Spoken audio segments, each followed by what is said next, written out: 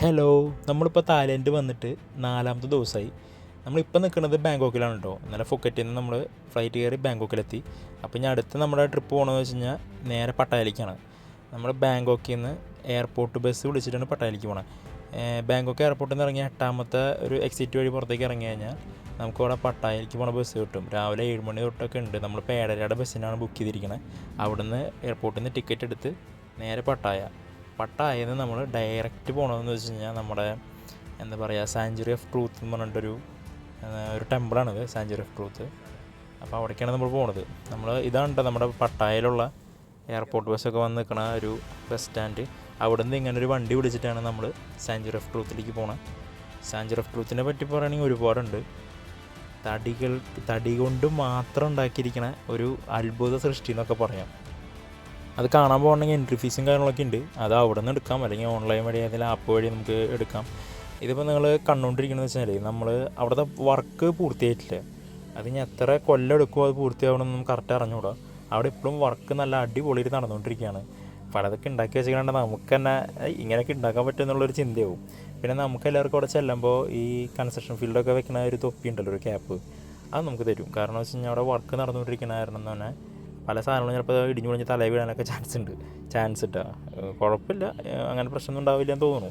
അപ്പോൾ അത് ഇനി സപ്പോസ് ഇങ്ങനെ വീണ് കഴിഞ്ഞാൽ വല്ല അപകടമൊന്നും ഇല്ലാതിരിക്കാൻ വേണ്ടിയിട്ടാണ് നമുക്ക് എല്ലാവർക്കും ഒരു ക്യാപ്പ് തരും. അപ്പോൾ അതൊക്കെ വെച്ച് നമ്മൾ നടക്കണം. നമ്മുടെ കൂടെ ഒരു ഗൈഡ് ഉണ്ട്, ഒരു ഇംഗ്ലീഷ് ഗൈഡാണ്. പുള്ളിക്കാരി നമ്മുടെ അടുത്ത് അവിടെ ചെന്ന് കഴിഞ്ഞാൽ പല കാര്യങ്ങളും ഇപ്പോൾ നമുക്ക് കണ്ടുകൊണ്ടിരിക്കുന്നത് വെച്ച് കഴിഞ്ഞാൽ അത് എങ്ങനെയാണ് ഇതൊക്കെ ഫിക്സ് ചെയ്യണേ. അതിൽ ശരിക്കും പറഞ്ഞാലേ നമുക്ക് ഈ ആണിയും കാര്യങ്ങളൊന്നും യൂസ് ചെയ്തിട്ടില്ല. അതല്ലാതെ തടികൾ കൊണ്ട് മാത്രമാണ് ഈ സാധനം മുഴുവൻ ഫിക്സ് ചെയ്തിരിക്കുന്നത്. എന്താ പറയുക, ആ ഒരു ടെമ്പിൾ മുഴുവൻ തടി കൊണ്ട് മാത്രം ലോക്ക് ചെയ്തിട്ടാണ് അത് ഫിക്സ് ചെയ്തിരിക്കുന്നത്. ഇത് കണ്ടു കഴിഞ്ഞിട്ടുണ്ടല്ലോ നമുക്ക് എന്താ പറയുക, മാജിക് എന്നൊക്കെ അറിയില്ല. അങ്ങനെ ഇത് എങ്ങനെ ഉണ്ടാക്കിയെടുത്തത് നമുക്ക് എൻ്റെ എത്തുപിടിയും കിട്ടില്ല. ഫുള്ള് തടി, ഒരു ഇഞ്ച് സ്ഥലമില്ല അവിടെ കൊത്തുപണി നടത്താത്തത്. നമുക്ക് എവിടെ നിന്നിട്ടാണ് പിക്ക് എടുക്കേണ്ടത്, എന്താ ചെയ്യേണ്ടത്, അത്രയൊരു ബ്യൂട്ടിഫുൾ ആയിട്ടുള്ളൊരു സംഭവമാണ്.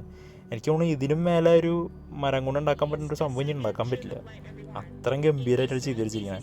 കൂടുതലൊരു ഹിന്ദുസം, ഒരു ബുദ്ധിസം എന്നൊക്കെ വെച്ചിട്ടുള്ള ഒരു എന്താ പറയുക, ഒരു തീമിലൊരു സെറ്റ് ചെയ്തിരിക്കണം. അങ്ങനത്തെ ഒരു കഥയും കാര്യങ്ങളൊക്കെയാണ്. പിന്നെ മെയിനായിട്ട് നല്ല ജീവിതം അങ്ങനെയൊക്കെ നമുക്ക് പറഞ്ഞു തരും ഇവർ. ഇതെന്തൊക്കെയാണ് അതിൽ എന്താ പറയുക, കവി എന്താ ഉദ്ദേശിക്കുന്നതെന്ന് നമുക്കതിൽ നിന്ന് അവർ പറഞ്ഞു തരും. അതാണ് നമ്മുടെ കൂടെ ഗൈഡ് വരണത്. അപ്പോൾ ഇതിന് പല ആശയങ്ങളും ഉണ്ടാവും, പല കുത്തുപണിക്കും. നമ്മൾ ഡയറക്റ്റ് പോയി നോക്കിയാൽ നമുക്കൊന്നും മനസ്സിലാവില്ല. അവർ പറഞ്ഞു തന്നു കഴിഞ്ഞാൽ നമുക്ക് ഓൾമോസ്റ്റ് കുറേ കാര്യങ്ങളൊക്കെ മനസ്സിലാവും. പക്ഷേ ഇതൊക്കെ കണ്ടിട്ട് സത്യം പറഞ്ഞിട്ടുണ്ടല്ലോ അന്തം വിട്ടുന്ന് പോയി.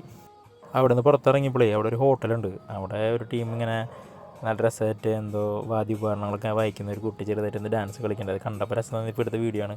നിങ്ങൾ ആ മ്യൂസിക് ഒന്നും കേട്ടോ കൂട്ടെ, നല്ല രസമായിരിക്കും.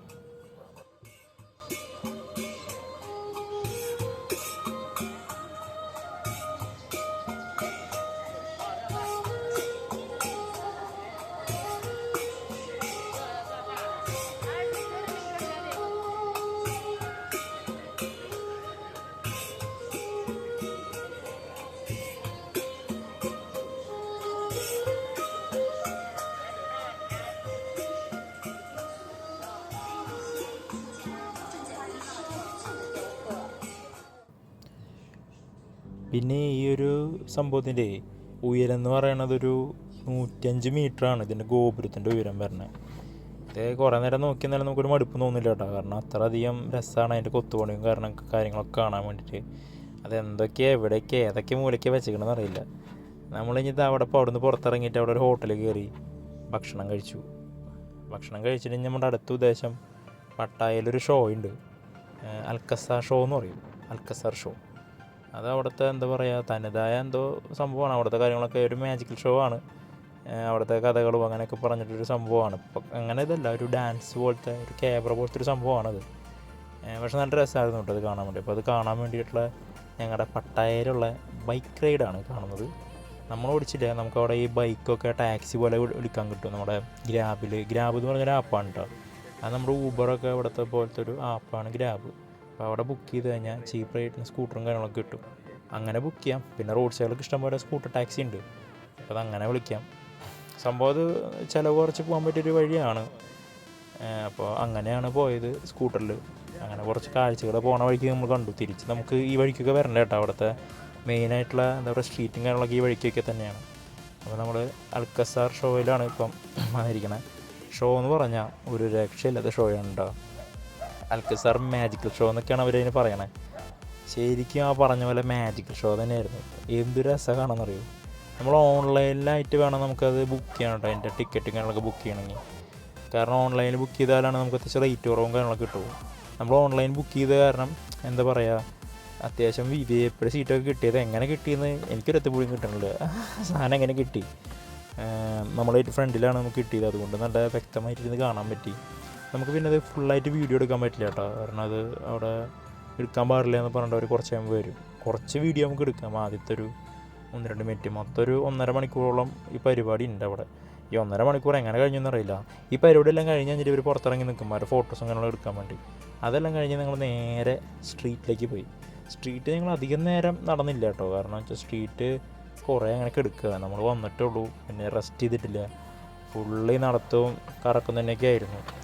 അപ്പോൾ സ്ട്രീറ്റ് കുറച്ച് നേരം ഒന്ന് എക്സ്പ്ലോർ ചെയ്തു.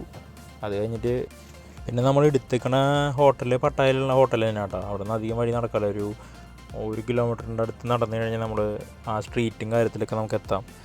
അപ്പോൾ തിരിച്ച് നേരെ നമ്മൾ കുറച്ച് നേരം അവിടുത്തെ കുറച്ച് പാട്ടും മേളൊക്കെ കണ്ടിട്ട് നേരെ ഹോട്ടലിൽ പോയി.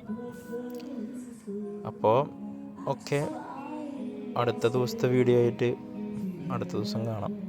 ബായ്.